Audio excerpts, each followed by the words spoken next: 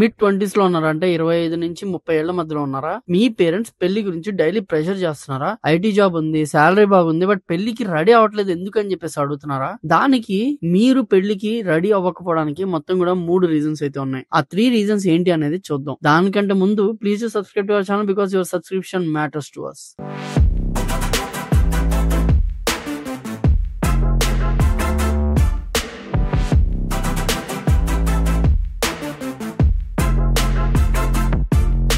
చూడండి, mid class IT job లో salary వస్తే బ్యాంక్ అకౌంట్ లో పడగానే వానిష్ అయిపోతుంది. హై రెంట్ హైదరాబాద్, బెంగళూరులో 15,000 నుంచి 25,000 దాకా ఈజీగా పడుతుంది. మళ్ళీ education loan, EMI, car EMI, savings అన్నిటికీ టైం ఉండట్లేదు. ఇప్పుడు పెళ్లి గురించి ఆలోచించే బెంచ్ మార్క్ చేంజ్ అయిపోతుంది. 2026 లో సింపుల్ మిడిల్ క్లాస్ వెడ్డింగ్ కూడా 10 lakhs నుంచి 25 lakhs వరకు అవుతుంది. వెన్యూ, క్యాటరింగ్, గోల్డ్, క్లోత్స్ అన్ని కలుపుకుంటే ఇన్ని డబ్బులతో ఒక చిన్న ఇల్లే కొనేయచ్చు. ఎగ్జాంపుల్, మీరు 8 lakh సిటీస్ లో ఉన్నారనుకుందాం. 50,000 టేక్ హోమ్ వస్తుంది. రెంట్, ఈఎంఐ ఎక్స్పెన్సెస్ పోయాక 10,000 సేవ్ చేయడం కష్టమైపోతుంది. 20 lakhs పెళ్లి కోసం 3 years లో సేవ్ చేయాలి అంటే ఇంపాసిబుల్ అవుతుంది. అందుకే ఇంకొంచెం సెటిల్ అయ్యాక, డెట్ ఫ్రీ అయ్యాక చేసుకుందాం అని చెప్పేసి చాలా మంది పెళ్లిని డిలే చేస్తున్నారు. పెళ్లి అనేది పర్సనల్ కమిట్మెంట్ కాదు, family status symbol. Society expectations ఇంకా ట్రెడిషనల్ గానే ఉన్నాయి. పేరెంట్స్ అడుగుతుంటారు, మనలో మనం వాళ్ళకి పెళ్లి చూడాలి, మంచి వెన్యూ ఉండాలి, 500 మంది కంటే ఎక్కువ జనాలను పిలవాలి. చాలా families big fat Indian wedding కోసం లోన్స్ కూడా తీసుకుంటాయి. ఈ ప్రెషర్ అంతా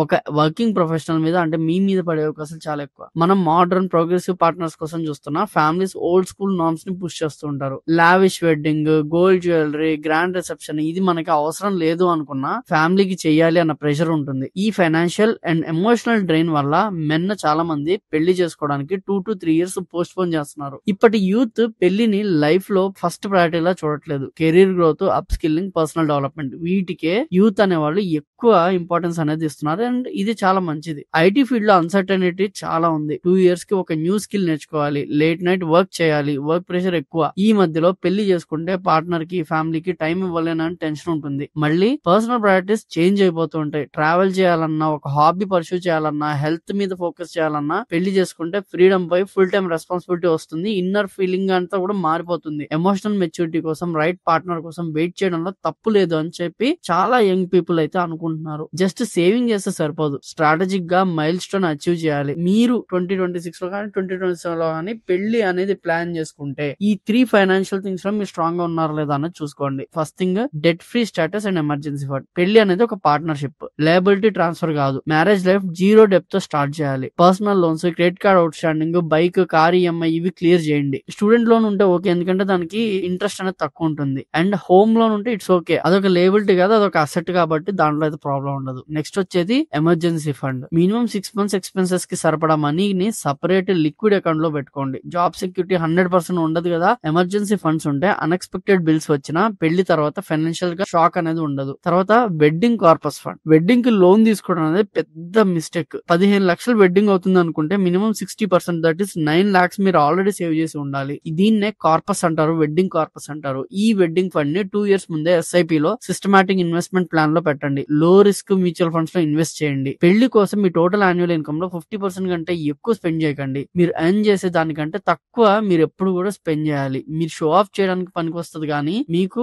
వాచిపోతుంది అనమాట తర్వాత. And insurance. ఐటీ గైస్ అంటే కోడింగ్ వల్ల వర్క్ అక్కడ వరకు ఆలోచించుకుంటారు. Most of the IT guys ముందుకు ఆలోచించరు. ఇన్సూరెన్స్ ప్లాన్ చేసుకోండి. మీకు 1 crore టర్మ్ ఇన్సూరెన్స్ అయితే పక్కా ఉండాలి. దేవుడి వల్ల ఏం కాకపోతే పర్లేదు, కానీ ఏమన్నా అయితే మీ ఫ్యామిలీ, మీ పార్ట్నర్ ఫైనాన్షియల్ గా సెక్యూర్ ఉండాలి అంటే ఇది ఒక మ్యాండేటరీ థింగ్ అనమాట ఇప్పుడు. ఓకే, తర్వాత SIP కమిట్మెంట్. పెళ్లి అవగానే house down payment, kids education లాంటి మేజర్ గోల్స్ వస్తాయి. దానికోసం 1 year ముందే లాంగ్ టర్మ్ SIP స్టార్ట్ చేయాలి. పెళ్లి అయ్యాక ఇది జాయింట్ SIP అవుతుంది. డిసిప్లిన్ ని హ్యాబిట్ చేసుకోవాలి. పెళ్లి అనేది లైఫ్ లో 1 time సెలబ్రేషన్ కాదు, ఇది లైఫ్ లాంగ్ జర్నీ. ఈ ఫైనాన్షియల్ మైల్ స్టోన్స్ అచీవ్ చేస్తే పేరెంట్స్ ప్రెషర్ వచ్చినా, సోషల్ ఎక్స్పెక్టేషన్స్ ఉన్నా యు ఆర్ కాన్ఫిడెంట్ అని చెప్పేసి మీకు అనిపిస్తుంది. మీ పార్ట్నర్ తో ఓపెన్ గా మాట్లాడండి. ఎప్పుడు పెళ్లి చేసుకోవడం కాదు, ఎంత స్ట్రాంగ్ ఫౌండేషన్ తో స్టార్ట్ చేస్తున్నాం లైఫ్ అనేది ఇంపార్టెంట్. దాని గురించి డిస్కస్ చేయండి. Start saving and investing now. Make your future stable and happy. మళ్ళీ ఇంకో వీడియోలో కలుద్దాం. Until then, I'm Krishna signing off. Jai Hind.